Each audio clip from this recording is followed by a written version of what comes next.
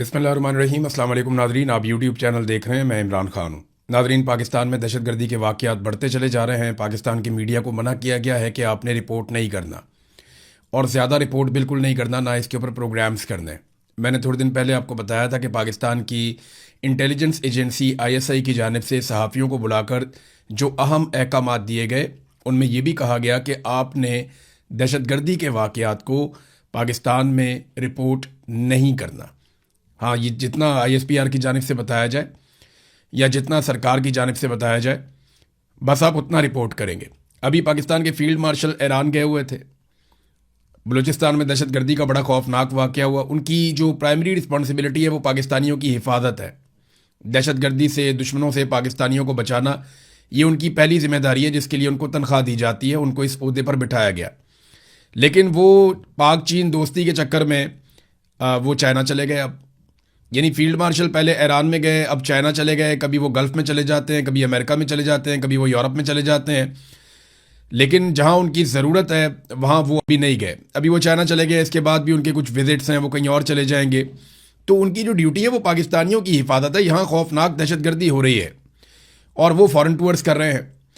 इसमें देखिए, शहबाज शरीफ का तो बनता है जाना, और वो कैबिनेट के बहुत सारे लोगों को भी लेकर गए। सरकारी खर्चे में लोगों की फैमिलियां भी वहाँ हमने घूमती हुई देखी, वो भी अपना प्रोटोकॉल एंजॉय कर रहे हैं। मुझे अच्छी तरह याद है कि 26 नवंबर को पाकिस्तान तहरीक इंसाफ के एहतजाज के दौरान एक थर्ड पार्टी ने, या किसी नामालूम आदमी ने, वैसे किसी और पार्टी से उस बंदे का ताल्लुक था, उसने अपनी गाड़ी से 4 रेंजर्स वालों को कुचल दिया था और वो जाम बहक हो गए थे। वहाँ पे नमाज जनाजा में ये लोग सारे इकट्ठे होकर, वज़ीर आज़म, आर्मी चीफ, सारे गए थे, और वहाँ फील्ड मार्शल की आंखों से अंगारे फूट रहे थे। पाकिस्तान तहरीक इंसाफ के खिलाफ फौलादी अज़म उस वक्त दिखाया गया था। मगर अब जबकि दहशतगर्दों ने बदतरीन दहशतगर्दी की है और दर्जनों शहरियों को और एहलकारों को शहीद किया, तो यहाँ शोहदा के जनाजों में नहीं गए, बल्कि चाइना चले गए आर्मी चीफ।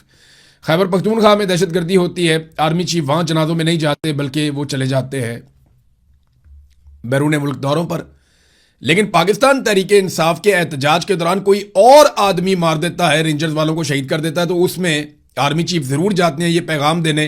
यानी पॉलिटिकली ये मौजूदा आर्मी चीफ आसिम मुनीर साहब इतने मुतनाज़े हो चुके हैं, इतने मुतनाज़े हो चुके हैं, और सारी दुनिया जानती है कि ये एक पॉलिटिकल पार्टी के सख्त मुखालिफ है, और ये बतौर एक पॉलिटिकल एंटिटी उस पॉलिटिकल पार्टी को और उसके लीडर को ख़त्म करना चाहते हैं। ये इतना एक्सपोज तो कभी भी कोई आर्मी चीफ नहीं होता। तो ये इदारे के लिए बड़ी खतरनाक चीज़ है। लेकिन हम देख रहे हैं होती हुई पाकिस्तान के मीडिया पर, जनाब, वो पिंकी जो थी मंशियात फरोश, वो उसके मामला बहुत ज़्यादा उठाए गए। वो एक चद्दड़ है, एक एक्ट्रेस है, उनका मामला बहुत ज़्यादा आसमान पे उठाया गया है। अच्छा, मेरे से भी कुछ लोग पूछते हैं जी इस पर आपकी राय क्या है, तो मैं साथ ही बात आपको बताता हूँ कि निजी ज़िंदगी के मामलात में किसी की भी वो मैं नहीं जाता। लेकिन फिर भी जब एक खातून कह दे ना, तो उसका मतलब है ना। फिर किसी भी मर्द को, चाहे वो किसी भी ओहदे पे हो, कितना भी ताकतवर हो, उसे कोई इख्तियार नहीं है कि वो उस खातून को हरासा करे। इसकी सख्त सजा मिलनी चाहिए। मैं बिल्कुल क्लियरली ये कह रहा हूं। और क्योंकि कुछ लोग सवाल इसलिए पूछ रहे थे कि मियां अली अशफाक वहां पे, तो मैंने पहले भी बताया कि भाई वो एक आज़ाद अपनी ज़िंदगी गुजारते हैं, उनके अपने केसेज हैं, वो जहां मर्जी अपना केस लड़े। इससे पहले वो PMLN के भी वकील रह चुके हैं। कैप्टन सफदर का गालिबन केस लड़ा था, और लोगों के भी लड़े हैं, PTI के लोगों के भी लड़े हैं।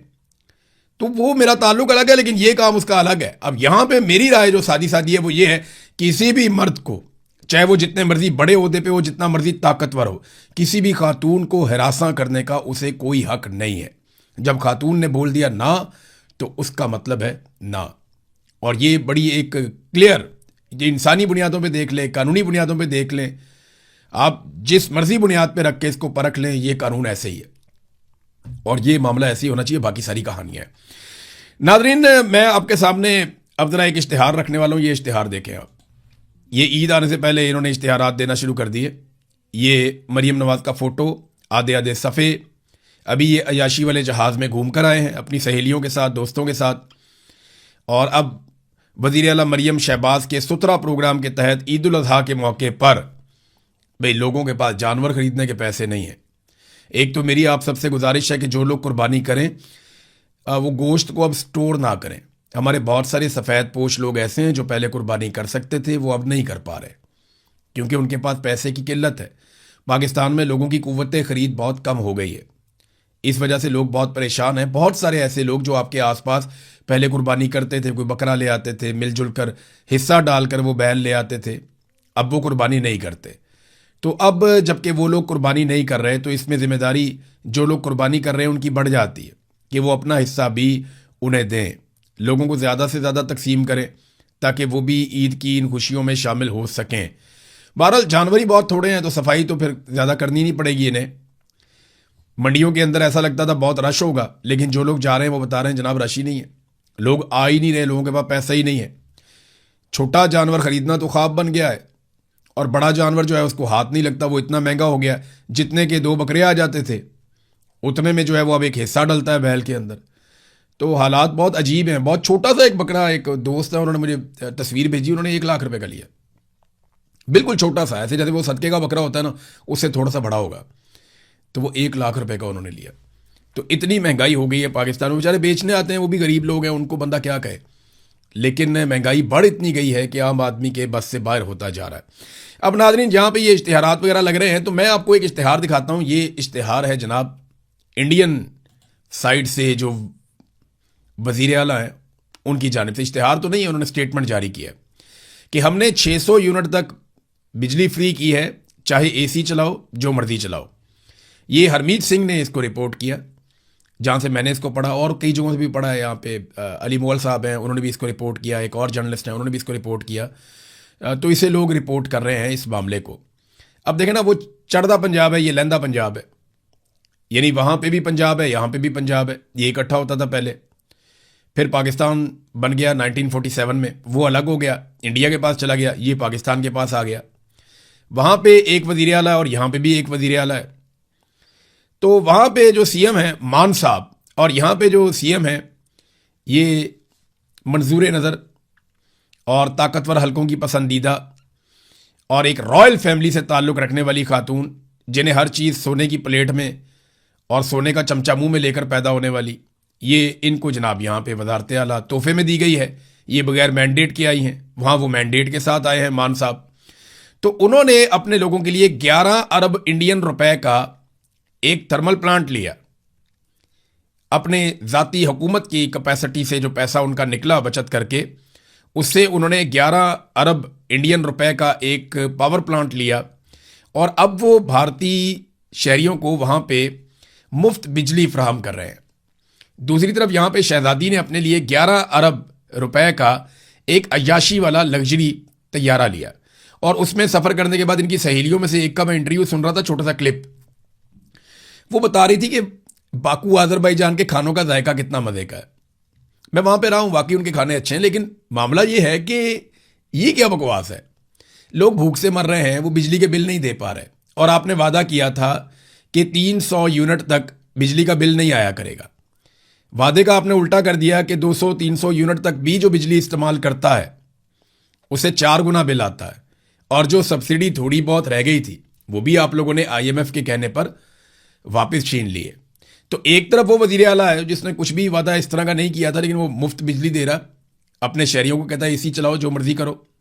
एक तरफ ये है, ये अय्याशी वाला जहाज लेकर आए और अपने शहरियों को बैठकर कहानियां सुना रहे हैं कि उस जहाज में बैठकर जब हम बाकू गए तो वहां के खाने बहुत मजेदार थे, टेस्ट बहुत अच्छा था। ये टेस्ट उन लोगों को बता रहे हैं जो भूखे हैं। यानी अब आपकी कहानियों से लोग अपना पेट भरेंगे। बहुत बेहिसी है। अच्छा, ये जो लोग हैं ये तो बहुत बेहिस हैं, लेकिन इनको लाने वाले बहुत बेगैरत हैं। मैं ये लफ्ज़ सोच समझ के इस्तेमाल कर रहा हूं कि अगर गैरत होती और गैरत का फुकदान ना होता तो कौम के साथ इस किस्म का भोंडा और घटिया मजाक ना किया जाता कि कौम ने जिनको मुस्तरद किया उनको लाकर कौम के ऊपर मुसल्लत कर दिया। अब वो कौम की गुर्बत का, कौम की परेशानियों का मजाक उड़ाते हैं, ये कहकर कि वहां जहां हम गए थे ना, आपके पैसों से खरीदे हुए लग्जरी जहाज में बैठकर वहां खाने बहुत मजे के थे और हमने बहुत इंजॉय किया। ये नादरीन इनकी सूरत हाल है। IMF से जितना कर्जा लिया पाकिस्तान ने पिछले 2 साल में, ये भी सुन लें आप, जितना कर्जा पाकिस्तान ने पिछले 2 साल में IMF से लिया, देखें ना, उसके लिए IMF के तरले किए, मिन्नतें की, खुशामदें की, कभी अमेरिका के पाँव पकड़े, कभी यूरोप के पाँव पकड़े, हर जगह पे जाते हैं, जाकर कोशिश करते हैं कि IMF थोड़े पैसे दे दे। तो जितना पैसा पाकिस्तानी हुक्मरानों ने IMF से लिया गुज़िश्ता 2 सालों में, उससे ज़्यादा डकैती इन्होंने पाकिस्तानियों की जेबों पे सिर्फ एक जगह पे डाली है। पेट्रोल के ऊपर जो लेवी इन्होंने पाकिस्तानियों से 2 साल में वसूल की है वो आईएमएफ से लिए गए पैसे से ज़्यादा है। आईएमएफ के तो ये पैरों में गिरते हैं और पाकिस्तानी अवाम को पैरों में रखते हैं। जिनसे ज़्यादा पैसा लिया उनको पैरों में रखते हैं और जिनसे थोड़ा पैसा लिया उनके पैरों में गिरते हैं। ये पाकिस्तान की सरकार, और उसकी वजह पता क्या है? आईएमएफ जब इनको पैसा देता है ना तो आईएमएफ इनको गिनवा कर देता है, इनको इनकी औकात में रख कर देता है। पाकिस्तानियों का प्रॉब्लम यह है कि पाकिस्तानी इनको इनकी औकात में नहीं ला रहे।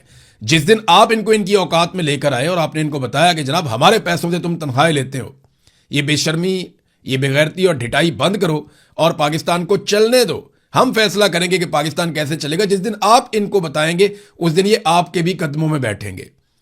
लेकिन उसके लिए पहले आपको अपने वोट की ताकत इस्तेमाल करनी पड़ेगी, और सिर्फ इस्तेमाल नहीं करनी पड़ेगी, उसको राइज करना पड़ेगा। वोट तो आप डाल देते हैं लेकिन निकलता किसी और का है। अब पाकिस्तानियों को इसका हल भी निकालना पड़ेगा। नाज़रीन, मैं आपको एक यहाँ प्रोजेक्ट था नीलम झेलम, इसके अंदर आपको याद होगा, आपका जब भी कोई आप बिल निकाले ना अपने घर में कोई भी आप बिजली का, तो उसमें नीलम झेलम सरचार्ज उसके ऊपर लिखा हुआ होगा। ये आप निकालें और निकाल के पढ़ें, हर साल हर महीने आप ये पैसा दे रहे हैं, नीलम झेलम सरचार्ज। आप पता क्यों ये पैसा दे रहे हैं? ताकि नीलम झेलम का एक मनसूबा बन रहा है, वहां से बिजली बनेगी और सिस्टम के अंदर शामिल हो जाएगी और पाकिस्तानियों को सस्ती बिजली मिलेगी। सन 2018 में ये प्रोजेक्ट मुकम्मल हुआ और सन 2024 में ये मनसूबा बंद हो गया। 2008 में इसे मुजफ्फराबाद और नीलम झेलम हाइड्रो पावर मनसूबे का इसका आगाज किया गया था 2008 में। इससे 969 मेगावाट बिजली हासिल की जानी थी, 500 अरब रुपए इसके ऊपर लागत आनी थी। यह रकम पाकिस्तान के शहरियों से बिजली के बिलों में मशहूर ज़माना नीलम झेलम सरचार्ज के नाम से हर माह वसूल की गई। वैसे ये तहरीर वहीद मुराद साहब जर्नलिस्ट हैं, उन्होंने लिखी है, तो मैं वहां से आपको पढ़ के सुना रहा हूं। उनका क्रेडिट है, इसलिए मैं यहां पे उनका नाम लेना ज़रूरी समझता हूं। वैसे ये खबर जो है वो मुख्तलिफ अंग्रेजी अखबारात के अंदर हर तरफ छपी हुई है, लेकिन मैं यहां से पढ़ के आपको बता रहा हूं। सन 2018 में यह प्रोजेक्ट मुकम्मल हुआ और 2024 से मनसूबा बंद पड़ा हुआ है क्योंकि डिज़ाइन में इसके नुक्स था। किसी ने पूछा कि जनाब ये डिज़ाइन में नुक्स है तो क्यों है? और पानी को दरिया से टरबाइन तक लाने वाली जो सुरंग थी वो बैठ गई। लो कर लो बातें आप। इतना पैसा पाकिस्तानियों का खर्च दिया, कई सालों से पाकिस्तानी जो है नीलम झेलम सरचार्ज भर रहे हैं, दहाइयां हो गई 2, और आप पैसा देते चले जा रहे हैं और निकला क्या? सुरंगी बैठ गई। अब जिसने इसका डिजाइन बनाया कोई इसको बुलाकर पूछेगा? ये कौम के 500 अरब रुपए जाया करने की जिम्मेदारी का तयन करने के लिए क्या कोई इंक्वायरी करवाई गई, कोई कमेटी बनाई गई? कोई कमेटी अगर बनाई भी है तो वो कमेटियां डाल के बैठ जाती है, और ताहाल कोई भी इसकी जिम्मेदारी कबूल करने को तैयार नहीं है। इस मंसूबे को नेस्पाक वाले कॉपी पेस्ट इंजीनियर ने डिज़ाइन किया था। अब नेस्पाक पाकिस्तान का एक इदारा है, उन्होंने ये डिज़ाइन करके दे दिया मनसूबा, वो सुरंग बैठ गई। वो इसके ऊपर पूरी दुनिया के अंदर जो है जेलें हो जाती हैं, मुसीबतें बन जाती हैं कि भाई कौमी पैसा कैसे ज़ाया हो गया। अब इसका हल क्या है? बस हल एक ही है कि ये मनसूबा नहीं चलेगा और बिजली के बिल में आप पैसे देते चले जाएंगे। अब आ जाए नाज़रीन कुछ आलमी खबरों की तरफ। तो रोला डालकर आलमी मंडी को थोड़ी ऑक्सीजन तो दी गई है कि जनाब मामला हल हो गया, लेकिन अमेरिका और ईरान दोनों की तरफ से ये बात पता चली है कि अभी शराइत मुकम्मल तौर पे राइज नहीं हुई और अभी मुआहदा हतमी तौर पे सामने भी नहीं आया। लेकिन जो चीज़ें मुआहदे में हैं वो मैं आपको बताता हूँ। उससे पहले डोनाल्ड ट्रंप ने एक ट्वीट किया, ये इंपॉर्टेंट है, ये आपके सामने में रख देता हूँ कि डोनाल्ड ट्रंप ने अब क्या कहा, और एक मुतालबा कर दिया उन सारे मुल्कों से जो इस मामले में स्टेक होल्डर थे। ये ट्रुथ सोशल के ऊपर डोनाल्ड ट्रंप ने एक ट्वीट किया। उन्होंने कहा जी इस्लामी जमहूरिया ईरान के साथ मुज़ाकरात अच्छे अंदाज में आगे बढ़ रहे हैं, या तो ये सबके लिए एक बेहतरीन मुआहदा होगा या फिर ये मुआहदा नहीं होगा, यानी महाज़े जंग और फायरिंग की तरफ वापसी हो जाएगी, लेकिन पहले से कहीं ज़्यादा बड़ी और शदीद तर, और कोई भी ऐसा नहीं करना चाहता। तो मुआहदा अगर होगा तो हमारी मर्ज़ी का होगा, वरना नहीं होगा, वरना लड़ाई होगी, और लड़ाई हुई तो पहले से बहुत शदीद होगी। कोई ऐसा नहीं करना चाहता। फिर उन्होंने कहा सऊदी अरब के वली अहद मोहम्मद बिन सलमान से, फिर सारे वो नाम जिस तरह मैंने पहले आपको बताया जिसमें फील्ड मार्शल का नाम भी है, कतर के और सारे हुक्मरानों के नाम लेने के बाद उन्होंने कहा कि इनके साथ बातचीत में मैंने वादे किया कि इस इंतहाई पेचीदा पहेली को सुलझाने के लिए अमेरिका की जानिब से की जाने वाली तमाम तर कोशिशों के बाद अब ये लाजमी होना चाहिए कि तमाम ममालिक कम अज़ कम बैक वक्त इब्राहिमी मुआहदे पर दस्तखत कर दें, अब्राहम अकॉर्ड। डोनाल्ड ट्रंप कहता है कि उसके ऊपर सारे दस्तखत कर दें। जिन ममालिक के हवाले से बातचीत की गई इनमें सऊदी अरब, कतर, पाकिस्तान, तुर्की, मिस्र, उर्दन और बहरीन शामिल हैं। यह मुमकिन है कि किसी एक या दो ममालिक के पास ऐसा ना करने की कोई वजह हो और उसे तस्लीम किया जाएगा, लेकिन अक्सर को तैयार रहना चाहिए, आमादा होना चाहिए और इस काबिल होना चाहिए कि वो ईरान के साथ इस तस्वीर को इससे कहीं ज़्यादा तारीखी वाक़या बना दें जितना कि ये होता। अब वो ये कह रहे हैं जनाब आप अब्राहम अकॉर्ड के ऊपर दस्तखत करें। उसका सादा मतलब जो है, आसान मतलब वो ये है कि आप इसराइल को तस्लीम कर लें। इक्का दुक्का मुल्का उन्होंने कहा तो मे भी पाकिस्तान के बारे में उनके दिमाग में कि पाकिस्तान शायद तस्लीम नहीं कर सकता, पाकिस्तान में हालात ऐसे हैं। ईरान के बारे में वो ये कहते हैं कि ईरान को इसके अंदर भी शामिल होना चाहिए। फिर ईरान को वो बड़ा, सऊदी अरब और कतर के बारे में उन्होंने कहा जी कि उनको तो ये करना चाहिए और इसकी शुरुआत सऊदी अरब और कतर की जानिब से फौरी दस्तखत के साथ होनी चाहिए, बाकी सबको इसकी पैरवी करनी चाहिए। फिर उन्होंने ये भी कहा कि जनाब ये बड़ा शानदार होगा, इससे बहुत सारे माली फ़ायदे भी मिलेंगे, जिन मुल्कों ने किया उनको बहुत फ़ायदा हुआ, ये भी डोनाल्ड ट्रंप ने कहा। तो इससे बड़ी कोई और चीज़ नहीं होगी, 5000 साल तारीख के अंदर कभी ऐसा नहीं हुआ होगा, इस किस्म की बातें डोनाल्ड ट्रंप ने कर दी हैं। और यानी डोनाल्ड ट्रंप ने कहा कि मैं दुनिया के दूसरे खित्ते की तरह अपने नुमाइंदों से कह रहा हूं कि वो इन ममालिक को पहले से तारीखी इब्राहिमी मुआहदे में शामिल करने का अमल शुरू कर दें और इसे कामयाबी से मुकम्मल करें। इस मामले पर आपकी तवज्जो का शुक्रिया। अब समझें जरा इसको आप, ये इसका नाम अब्राहम अकॉर्ड क्यों रखा गया? पहले इसकी टेक्निकल रीज़न आप देख लें। हज़रत इब्राहीम अलैहिस्सलाम के दो बेटे थे, एक का नाम हज़रत इसहाक अलैहिस्सलाम और एक का नाम हज़रत इस्माईल अलैहिस्सलाम। नबी अकरम सल्लल्लाहु अलैहि वसल्लम जो मुसलमानों के आखिरी नबी हैं, आप सल्लल्लाहु अलैहि वसल्लम हज़रत इस्माईल अलैहिस्सलाम की औलाद में से थे, जबकि बाकी बहुत सारे अंबिया और अंबिया की पूरी एक लड़ी हज़रत इसहाक अलैहिस्सलाम की औलाद में से थे। हज़रत इसहाक अलैहिस्सलाम के बेटे थे हज़रत याकूब अलैहिस्सलाम, और उन्हीं का नाम जो है वो इसराइल भी है, और उनकी औलाद को बनी इसराइल कहते हैं। तो बनी इसराइल में बहुत सारे कईयों के नाम भी नहीं पता हमें, बहुत सारे पैगंबर आए और अल्लाह का पैगाम लेकर आए। एक दौर में मुसलमान भी यहूदियों को ये बात बताते थे कि हज़रत इब्राहीम अलैहिस्सलाम की ही औलाद हैं हज़रत इस्माईल अलैहिस्सलाम और हज़रत इसहाक अलैहिस्सलाम। तो ये जो नस्ल परस्ती के चक्कर में एक इख्तलाफ था उसको दूर करने की कोशिश की जाती थी। आज उस लफ्ज़ को इस्तेमाल किया जा रहा है इसराइल को तस्लीम करने के तनाजुर में, लेकिन मामला इंसानी हुकूक का है, मामला अकायद का नहीं है। यानी अगर आप इसको मुसलमान बनकर देखेंगे, ईसाई बनकर देखेंगे, यहूदी बनकर देखेंगे तो आपके दिमाग में कुछ और चलेगा, लेकिन अगर आप इसको एक इंसान बनकर देखेंगे तो आपको समझ आ जाएगी कि इसराइल ने जिस लेवल की ज़्यादती की है निहत्ते फ़लस्तीनियों के साथ और आसपास के ममालिक में, उसकी कोई और मिसाल ये जदीद दुनिया के अंदर तो नहीं है। तो जब आप ऐसे देखते हैं तो उसूली नुक्ता नज़र से आपके पास ये गुंजाइश कम हो जाती है कि आप इसराइल को तस्लीम करें। यहां बहुत सारे ममालिक जो मुस्लिम ममालिक नहीं हैं, यूरोपीय ममालिक हैं, वो फ़लस्तीन को तस्लीम कर रहे हैं और इसराइल के ऊपर पाबंदियां लगा रहे हैं, जबकि मुसलमान मुल्कों पे अब दबाव डाला जा रहा है कि आप अब्राहम अकॉर्ड के ऊपर दस्तखत करें और आप इसराइल को तस्लीम कर लें। तो ये डोनाल्ड ट्रंप ने कहा। बहरहाल वाशिंगटन पोस्ट ने एक बड़ी शानदार रिपोर्टिंग की है, वो रिपोर्टिंग में आपके सामने रखता हूं। उन्होंने बताया कि वो कौन सी चीज़ें हैं जिनके ऊपर यह मुआहदा होने जा रहा है। सबसे पहली चीज़ यह है कि 60 दिन के लिए जंगबंदी हो जाएगी।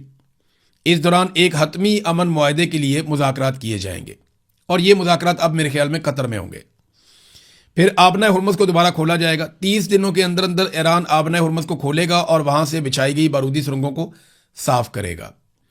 फिर बहरी नाकाबंदी का खात्मा, अमेरिका फौरी तौर पर ईरानी बंदरगाहों की अपनी बहरी नाकाबंदी खत्म कर देगा। फिर मुंजमद असासों की बहाली, अमेरिका कतर में मौजूद ईरान के 12 अरब डॉलर्स के मुंजमद असासे फौरन बहाल कर देगा, और ये मुआहदे पर दस्तखत करने के लिए ईरान की एक सख्त पेशगी शर्त थी। और इसके लिए कतर पहुंच गए हैं बाकर कालीबाफ जो ईरानी स्पीकर हैं और वजीर खारजा अब्बास अरागची, वो अब कतर पहुंच गए हैं। कतर को इन्वॉल्व कर लिया गया है। अगर ये पैसा डी फ्रीज हो जाता है या ये पैसा ईरान को मिल जाता है तो आप ये समझें कि अब मुआहदा बहुत तेज़ी से आगे बढ़ सकता है। फिर जौहरी हथियारों से दस्तबरदारी का अज़म, अब ये तो ईरान पहले ही कह चुका है, फतवा भी मौजूद है आयतुल्लाह अली खामनई का, ईरान को इस पर प्रॉब्लम कोई नहीं होगा, बस यूरेनियम ईरान के अंदर रहे या अमेरिका के पास ना जाए। यानी रशिया ले जा सकता है, चाइना ले जा सकता है, मे भी पाकिस्तान ऐसा एक मुल्क हो सकता है, लेकिन अमेरिका को वॉर ट्रॉफी के तौर पे मुझे नहीं लगता कि वो यूरेनियम देने वाले हैं। तो ये यूरेनियम का मामला तो वहीं पे खड़ा है, उस पर मुज़ाकरात होंगे, बातचीत होगी। ईरान पहले भी कहता है जी हम बम नहीं बना रहे, हम बिजली बना रहे हैं, तो वो मामला तो वहीं पे खड़ा है। तो अमेरिका ने इस सारी लड़ाई में हासिल क्या किया?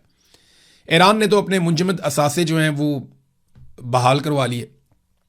ईरान ने आबना हुर्मुज़ पे अपना कुछ हद तक कंट्रोल भी कर लिया। अगर आबना हुर्मुज़ खुल भी जाती है तो वो तो पहले भी खुली हुई थी, और अगर जौहरी मुज़ाकरात ही करने हैं तो वो तो पहले भी हो रहे थे। तो इस सारी लड़ाई में अमेरिका ने अपनी मिथ तोड़वा ली, आयरन डूम का पोल खुल गया और अमेरिका की दिफाई सलाहियतें जो हैं वो दुनिया के सामने आ गई। बहरहाल अभी हतमी मुआहदा बाकी है और किसी भी मामले पे दस्तखत अभी तक नहीं हुए।